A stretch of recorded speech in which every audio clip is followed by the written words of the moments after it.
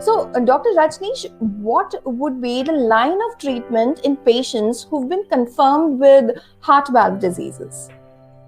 Okay, so the next stage comes. So now patient is a diagnosed case of valvular dysfunction. So some gravity of valve problems are existing in a patient, and that is resulting into patient symptom for which patient has come to a cardiologist or physician, and the relative tests have been done and patient has been diagnosed with valvular dysfunction. What next? I think we need to ascertain the gravity of the valvular dysfunction. There are set guidelines that beyond these points, beyond a specific stenosis point and beyond a specific leakage or beyond a specific heart chamber dilatation, we need to go ahead with a treatment strategy. The treatments can be multifold.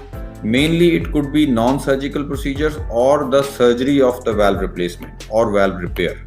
So these things are offered to a patient based on the echocardiogram pictures, based on these guidelines. Like I give you an example.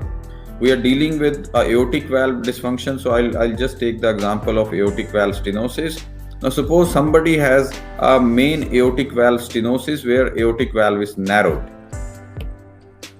Any patient would have more severe symptoms if the area of the aortic valve becomes less than 1 centimeter square. So normally the opening of the aortic valve is 4 to 6 centimeters square, but if it goes less than 1, I think that is one point where we can't ignore as a cardiologist, because patient becomes at very high risk of sudden cardiac death and heart failure beyond this point. So we have to offer a treatment beyond that point. So treatment strategies could be one, that surgically we need to go with a full chest surgery and replace the valve surgically. That is one time tested method.